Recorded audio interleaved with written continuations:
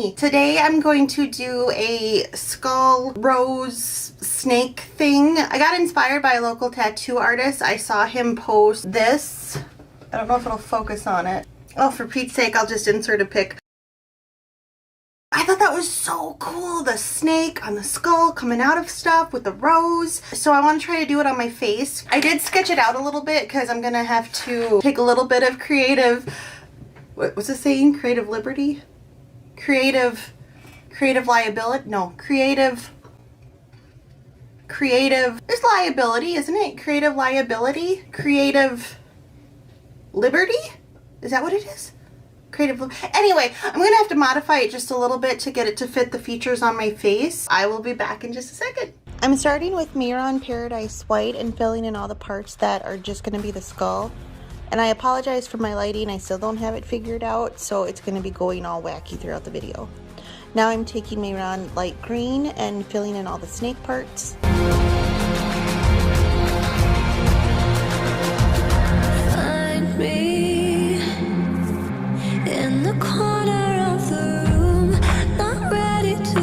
Now I'm taking a pink by Blue Squid to fill in the rose, and then going back to the green to finish the snake.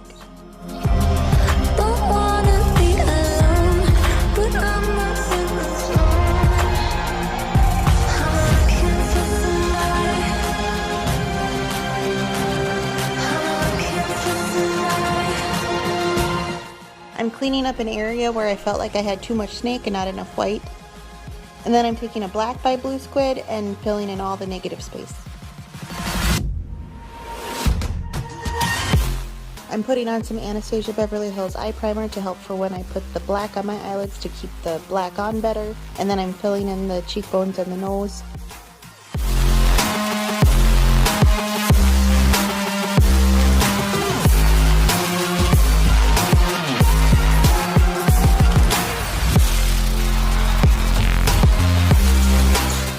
I'm using the Juvias Warrior II palette for my shading, and I'm going to start by shading some of the teeth area.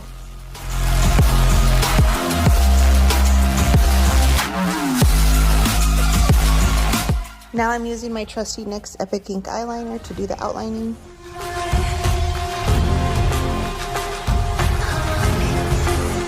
I'm taking this dark green Paradise paint by Mehron to fill in the stem of the rose and then add some leaves.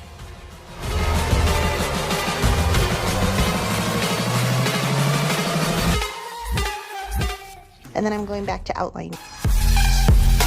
Now I'm going to add some details to the snake.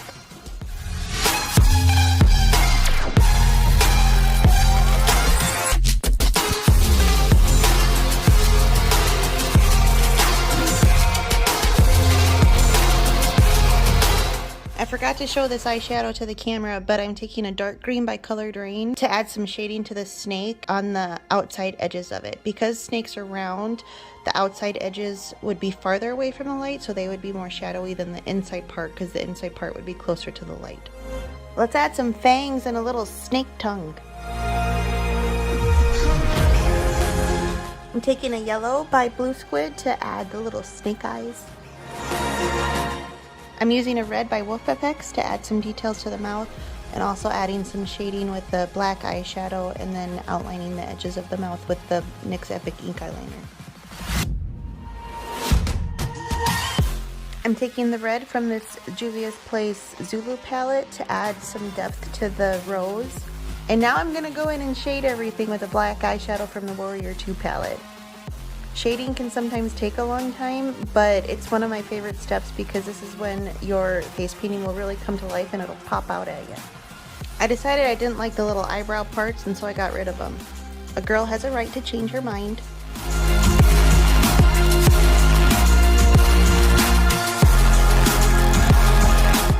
I'm taking this green from Makeup of Murder Evidence palette to add some depth to the snake.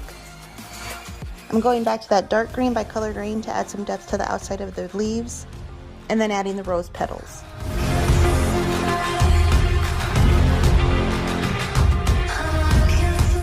Now I'm adding all the snake scales, which was a little tedious.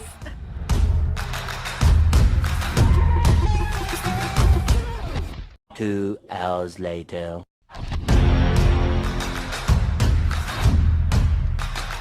I'm taking a maroon by Colored Raine to add some depth to the rose petals. Adding some details to the eyes by shading underneath and then adding the little black line that snakes have. Using that Mehron white to add some highlights to the petals.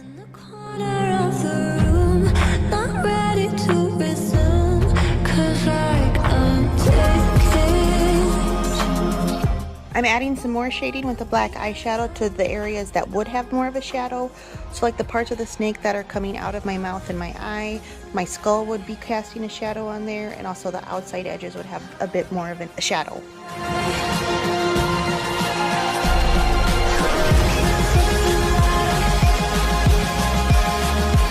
I'm finishing up my teeth by outlining them and then adding some more shadow.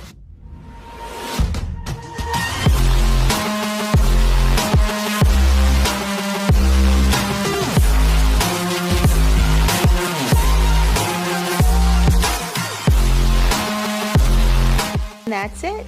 Thank you guys so much for watching. Bye-bye.